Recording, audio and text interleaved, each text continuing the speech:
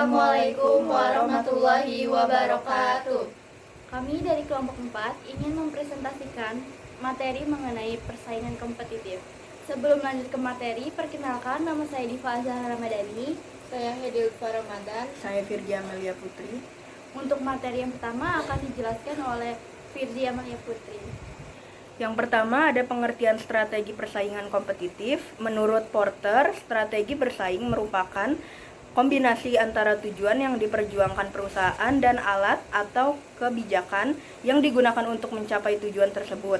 Nah, menurut Kotler, mendefinisikan strategi bersaing sebagai strategi yang secara kuat menempatkan perusahaan terhadap pesaing dari yang memberi perusahaan keunggulan bersaing yang sekuat mungkin. Nah, jadi pada dasarnya strategi bersaing adalah upaya perusahaan untuk memenangkan pasar sasaran dengan memberikan keunggulan kompetitif, melakukan analisa pesaing, dan menerapkan strategi pemasaran yang efektif.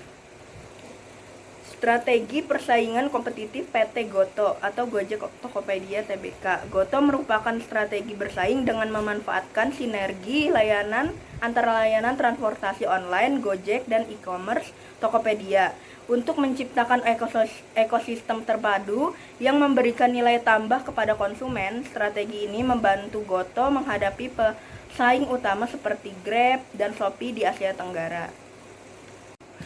Selanjutnya ada 5 kekuatan Porter atau 5 Force of Competitive Analysis. Yang pertama ada ancaman masuk.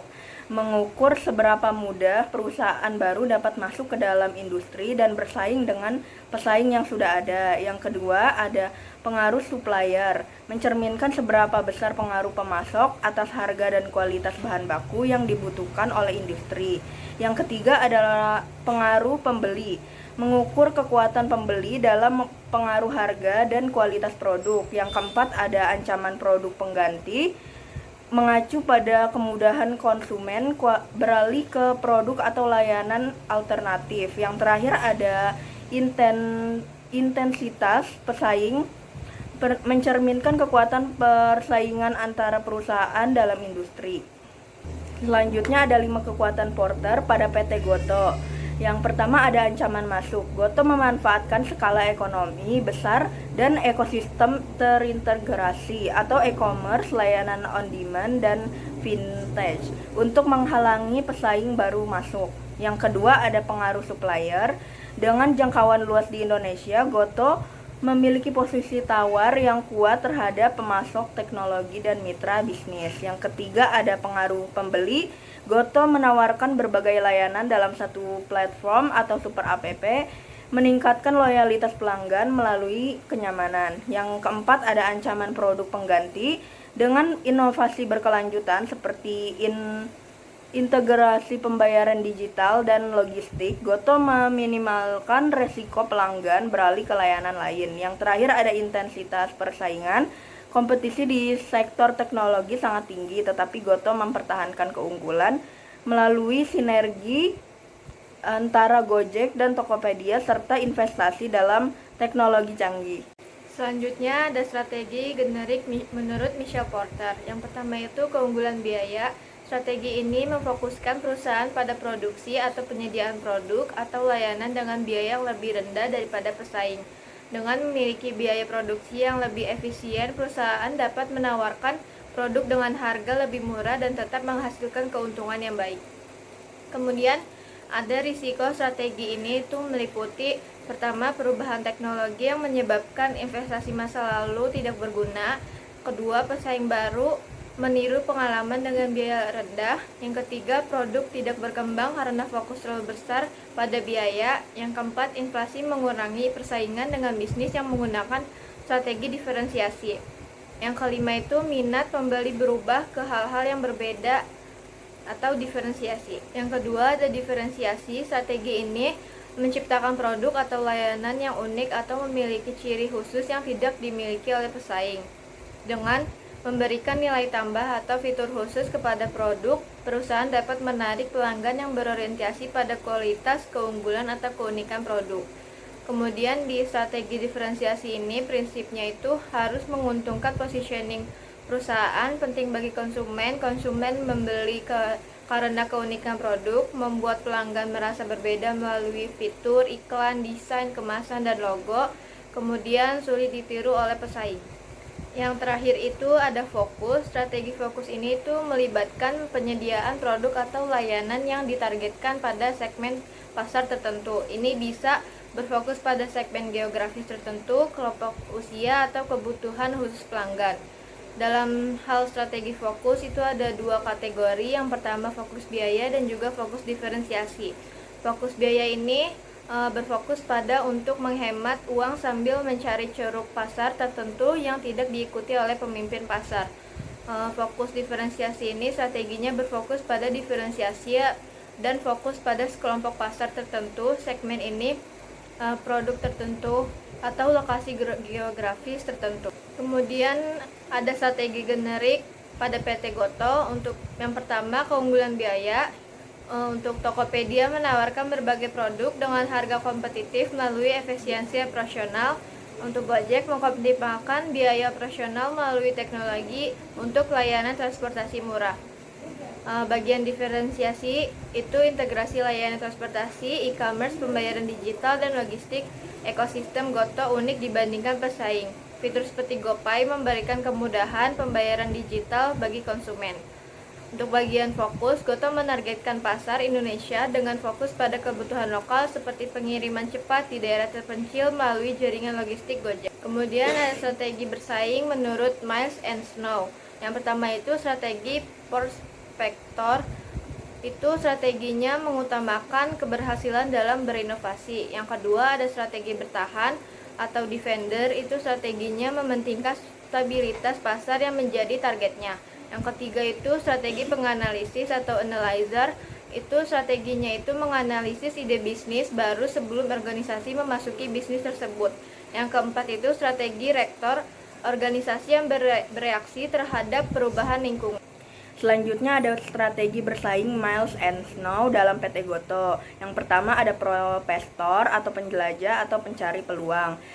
Yang pertama ada Goto menunjukkan karakteristik profesor dengan terus berinovasi dan mengembangkan layanan baru seperti layanan pinjaman digital, layanan premium, dan produk keuangan digital atau GoPay pinjaman, GoPay tabungan by Jago. Yang kedua ada perusahaan aktif mencari peluang baru di pasar, misalnya dengan mengintegrasikan layanan Gojek dan Tokopedia dalam satu ekosistem yang memungkinkan cross-selling dan memperluas total addressable market. Yang kedua ada analyzer atau pengamat dan penyesuaian. Goto juga menerapkan strategi analyzer dengan menggabungkan inovasi dan stabilitas operasional. Contohnya, mereka mengoptimalkan efisiensi biaya dan integrasi logistik atau strategi hiperlokal untuk meningkatkan kecepatan dan menurunkan biaya pengiriman. Yang ketiga ada defender atau penjaga stabilitas. Fokus Goto pada pengelolaan beban usaha secara disiplin dan efisiensi operasional, termasuk pengelolaan infrastruktur dan teknologi informasi, menunjukkan karakter defender yang menjaga kestabilan bisnis inti. Yang keempat ada reaktor atau reaktif. Tidak ada indikasi bahwa Goto menggunakan strategi reaktor yang biasanya ditandai dengan reaksi lambat terhadap perubahan lingkungan dan kurang inovasi.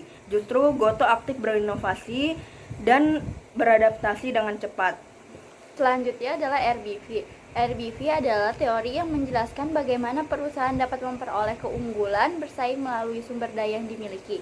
Teori ini berasal dari 4 sumber. Yang pertama adalah kemampuan tradisional. Ini mengacu pada keterampilan dan kompetensi yang telah dimiliki oleh organisasi selama beberapa waktu. Yang kedua ada ekonomi Ricardo. Teori ekonomi yang diajukan oleh David Ricardo, teori yang menjelaskan bahwa organisasi sebaiknya fokus pada produksi barang dan jasa yang memiliki keunggulan komparatif dalam biaya produksi yang lebih rendah. Yang ketiga ada ekonomi Penrose. Teori ekonomi yang diajukan oleh Edith Penrose. Teori ini menekankan pentingnya pertumbuhan organisasi dan akumulasi sumber daya berdasarkan kemampuan manajerial dan keterampilan karyawan.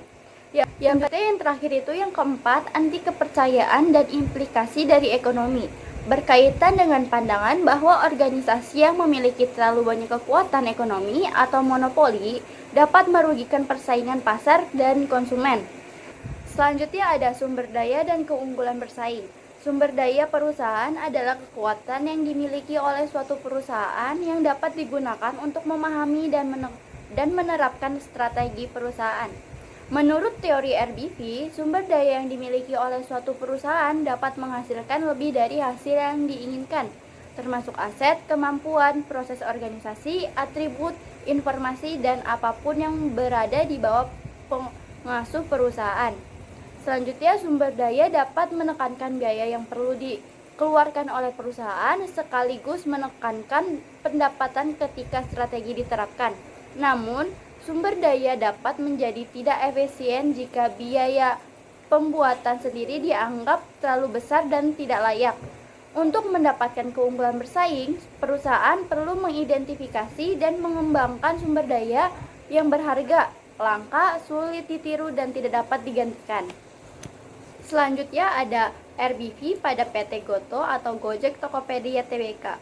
Goto memiliki sumber daya yang kuat yang memberikan keunggulan bersaing. Yang pertama ada teknologi, platform digital yang canggih, aplikasi mobile yang user friendly, dan sistem pembayaran digital. Selanjutnya ada jaringan mitra pengemudi, penjual, dan penggunaan yang luas. Lalu ada merek Gojek dan Tokopedia yang kuat dan dikenal luas.